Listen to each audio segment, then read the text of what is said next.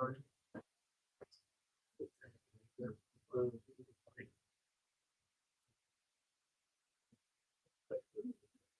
right. So I'm just waiting on you, or am I ready to go? All right. Test, test. Cool.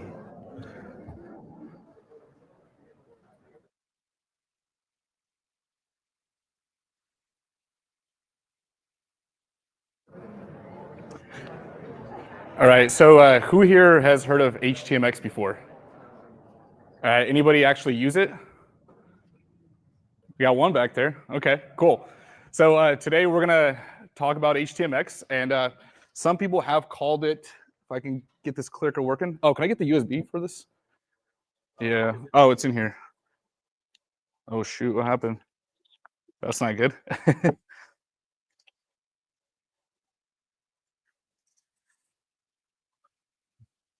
Yeah, it looks like it disconnected.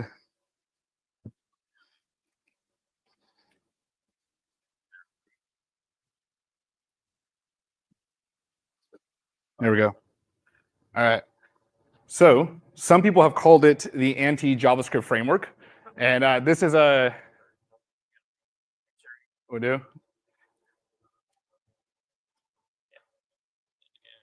Share screen.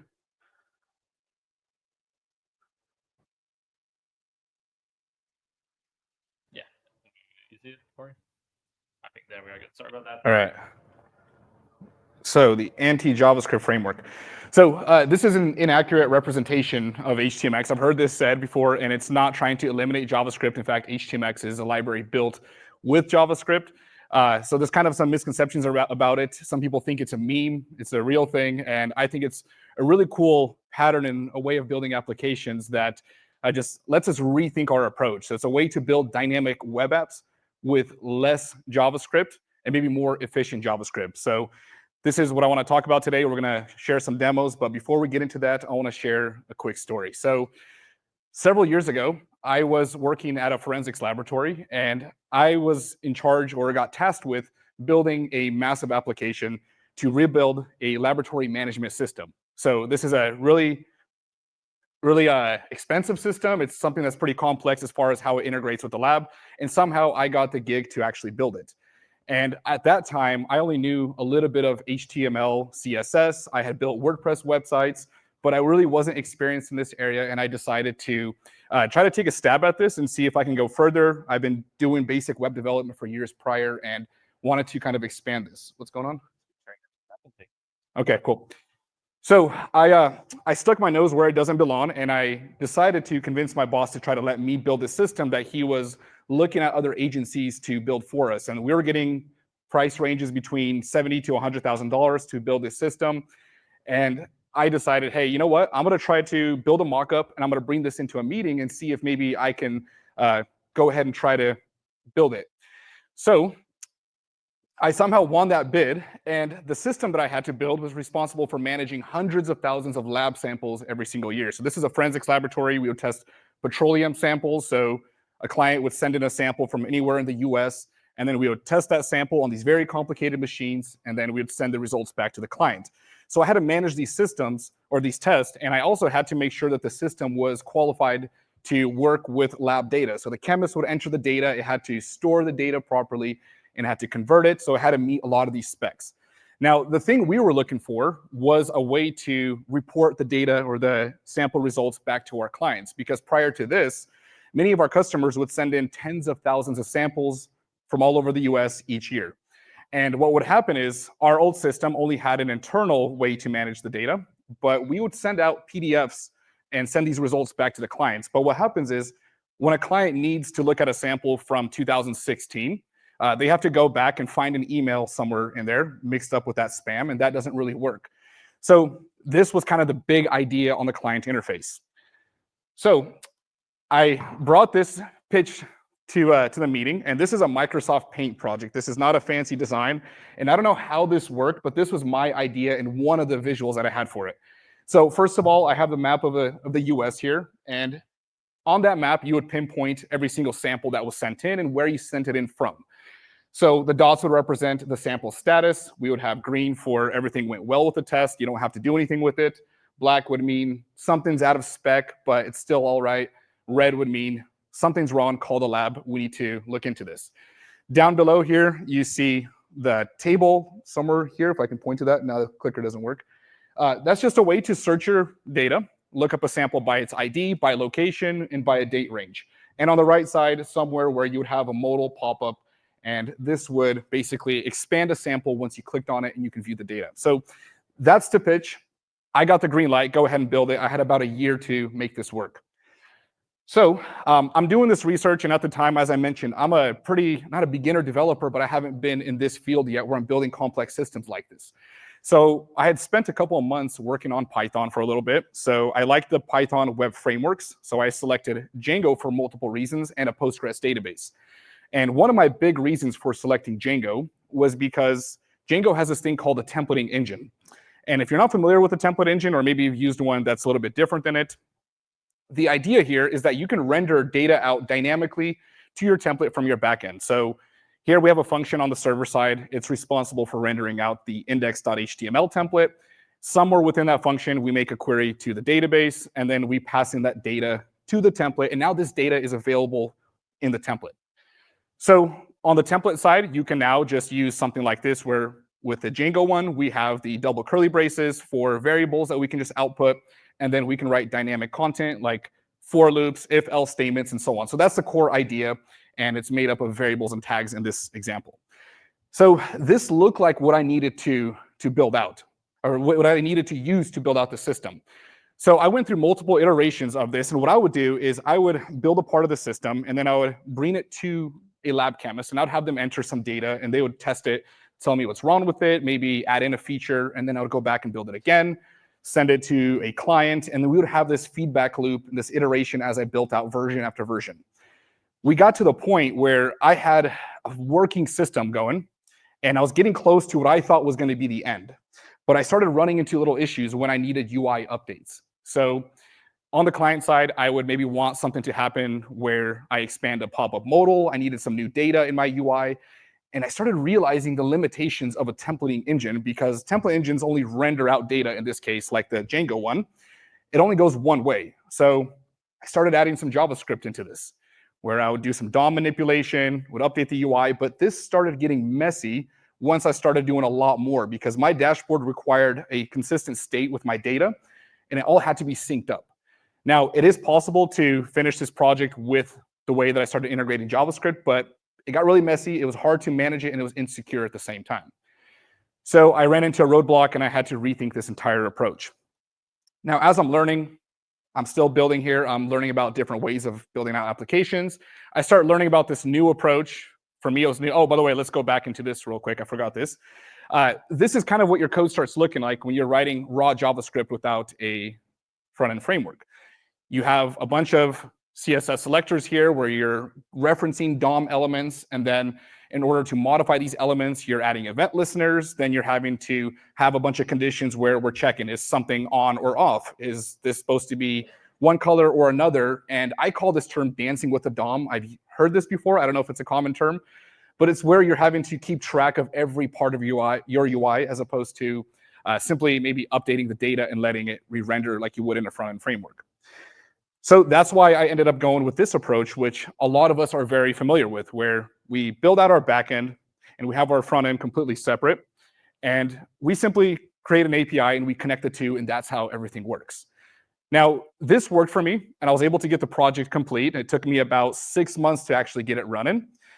But this makes me think about the limitations and the approach that we have to take once our applications get complex. What if this doesn't have to be the case, where I have to leave one way of building something just because my UI got more interactive and has more complexity?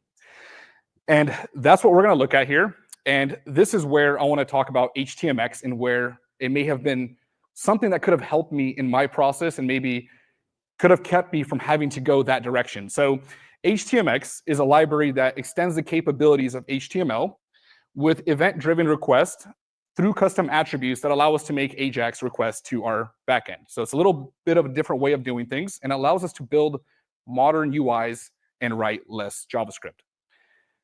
So typical HTMX request looks like this. We have this button on this button right here with HTMX, we can add in this attribute here. We add in HX get. This sends a get request, and we're going to make the request to the data endpoint.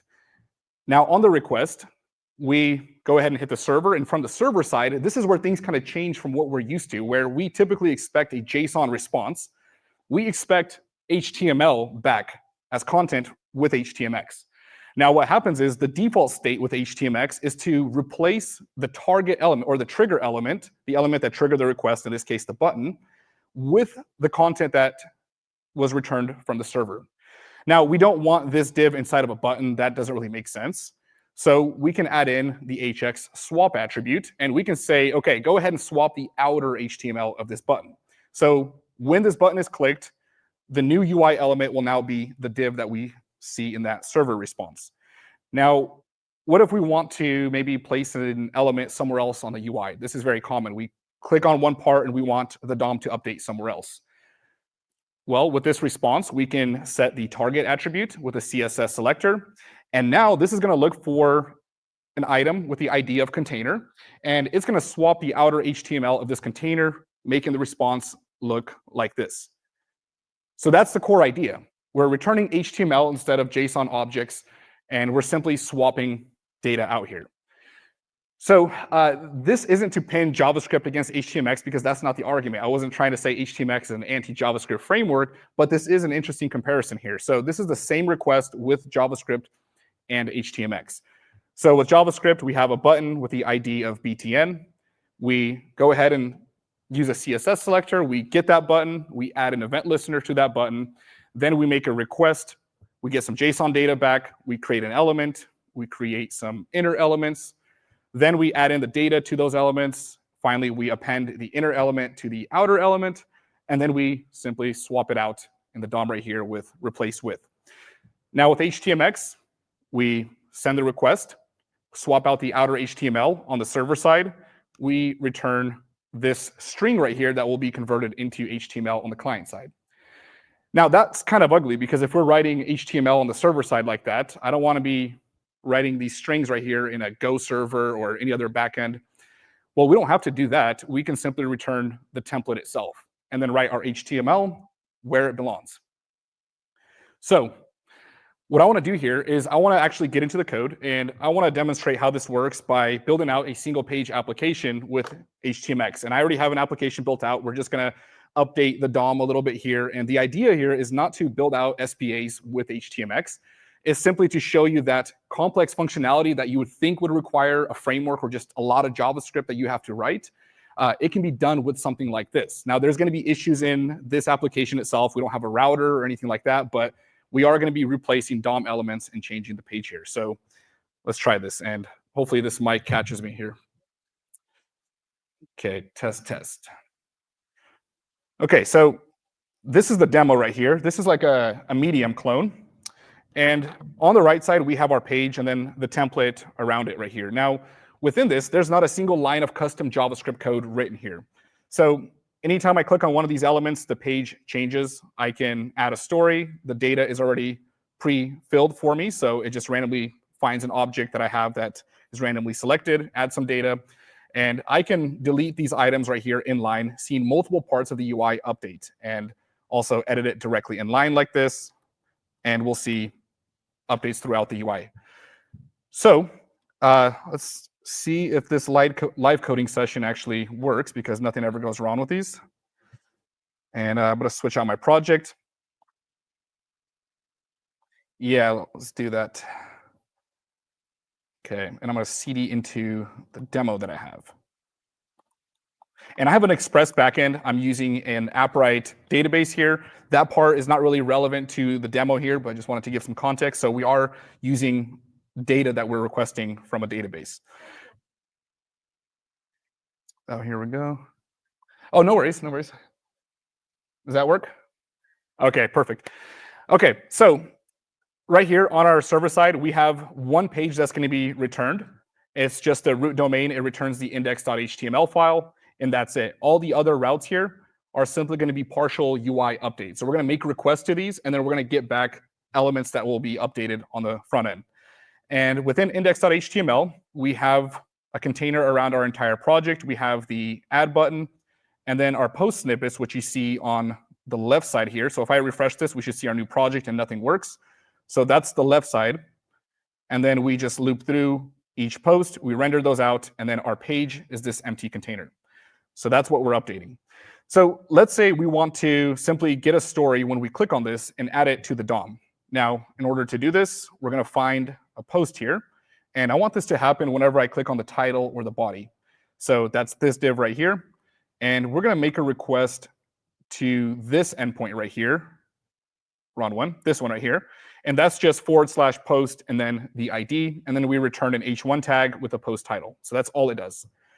So to do this, first of all, a div does not have a trigger event on it. So we can add that manually. So hx trigger allows us to specify.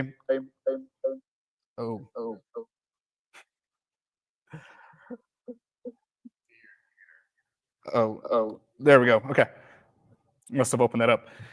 Okay, so we want to trigger an event anytime we click on the div, right? So we can just specify this like that, just like you would with JavaScript, where you can add an event listener, say, okay, we want to trigger something. And we can send a request, and we'll do hx get, and we're going to send this to post, and then we'll add in the post ID. And by the way, I am using Nunjux. It's a templating engine for Express.js that we can use. And here we're going to pass in the post ID. And then we want to decide where do we want to add the response here. So we need to swap out an element. So we'll just do hx swap. And we're going to say that we want the new element inside of the page container. So let's do page container. And we want to swap the inner HTML. So hx swap and, oh, that's target right there. And then swap will be inner HTML like that. So this is going to trigger on click, send a request, swap out the target element. That's what we're targeting. And then we want to swap out specifically the inner HTML. So let's see if this actually works. So I should be able to click on one of these. And now the DOM is updating. Now, I want to make this look better. I want to respond with an actual page here.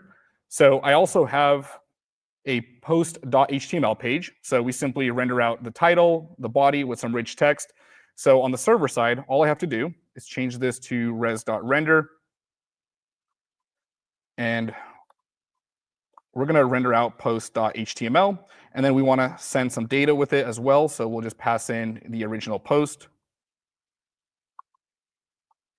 Okay, and that should update that. Okay, so there's different ways of swapping elements now. So right now, the trigger element controls where that response will go. So whenever we click on the post itself or the post preview, we say go ahead and target it within this area right here. But what if we want the response itself to direct where it's going? We don't want the trigger element to handle this. And there's a reason why we might want to do this in the future when we want to update multiple UI elements. We can only set one target on the trigger. So what I could do is just go ahead and remove the target here. By default, the trigger element does have a swap. So we want to say, okay, just go ahead and ignore the default behavior, make the request, but let the response dictate where it's going to end up on the screen. So we'll set swap to none. We'll still trigger everything. And then on the post, we can allow that control be dictated from this area. So we'll say hx swap, and we're going to perform an out of bounds swap. And this means out of bounds from the trigger element. So let it control itself. And in here, we're going to specify the inner HTML. So we're going to say, okay, swap out the inner HTML of this specific target. And the target we can add directly within that response element. So that is now in the post page, and it's going to control where it's going. So let's just make sure we're getting the same behavior. And the same thing is working now. So what about adding elements? When I add a story, I want to update a few things here. So whenever we add a story, we want the story to appear somewhere here. We want the total to be updated, and we want the page to be updated. So 3 different elements within our UI. Now, to do this, let's start by creating the trigger here. So this is going to be on the write story button. So we don't need to add a trigger because a button by default already has a trigger event. So we can ignore that here. And we'll just specify hx post. So this can be any HTTP verb. This time we're sending a post request to the endpoint of /post. And we want to go ahead and set the target, in this case, to hx target.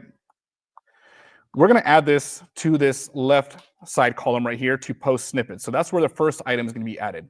So we'll just do post snippets.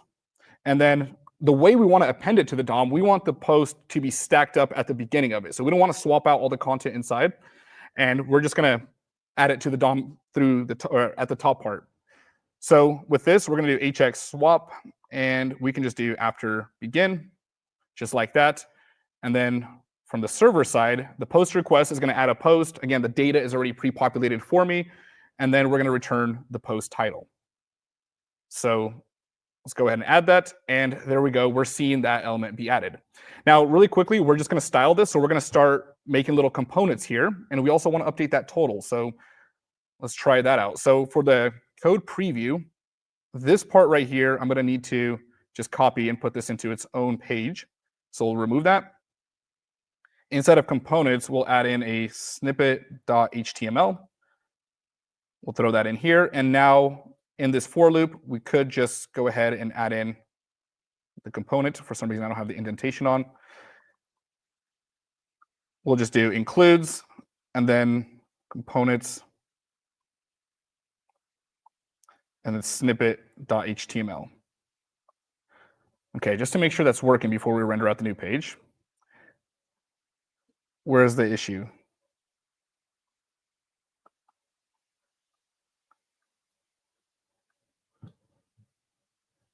All right, if anyone sees it, let's check our server response. Let's see.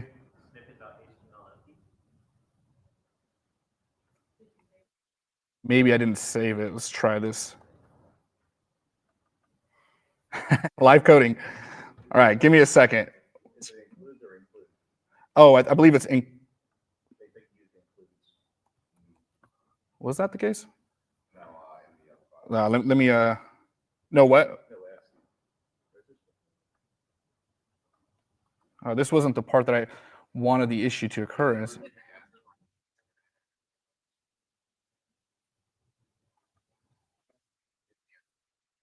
In the snippet file? Yeah, I got that removed.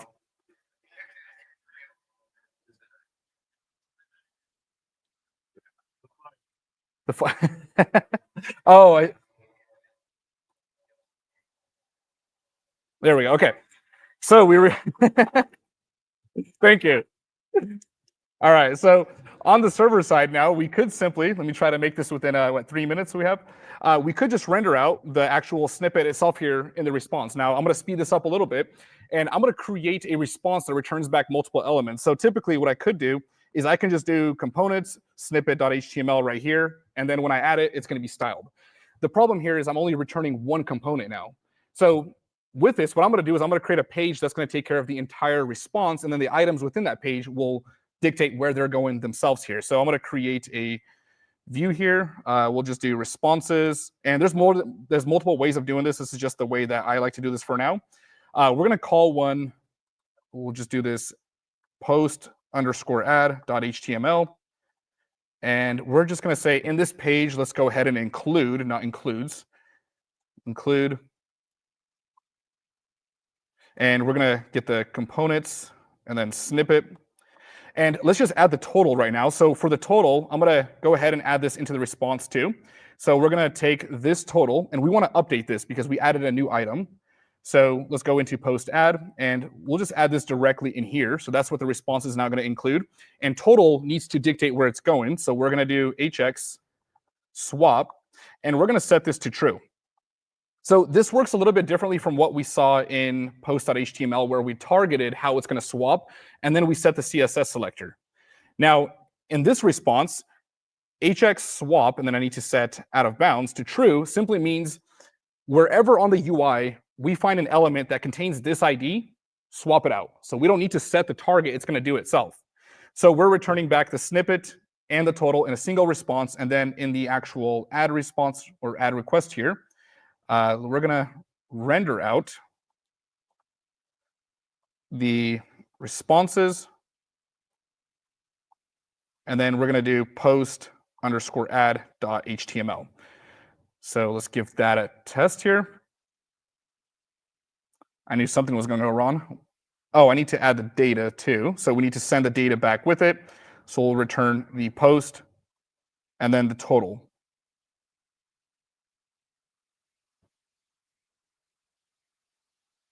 Some live debugging. Let's see.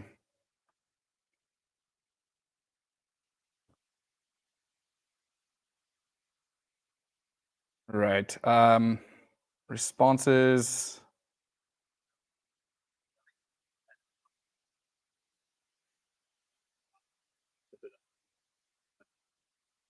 By line 1. Oh, there we go. Right. Y'all are helpful. I like this. All right.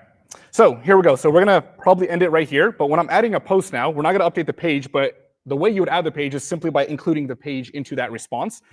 We click on write story. We're updating the total and adding the new element to the DOM here. So there's multiple ways of doing it. And that's how you can build dynamic web apps without writing your own JavaScript. So I think we're at time right there. Yeah, there we go. Apologize for the mistakes. Okay. All right. Now I think I need to leave room for the next person, right?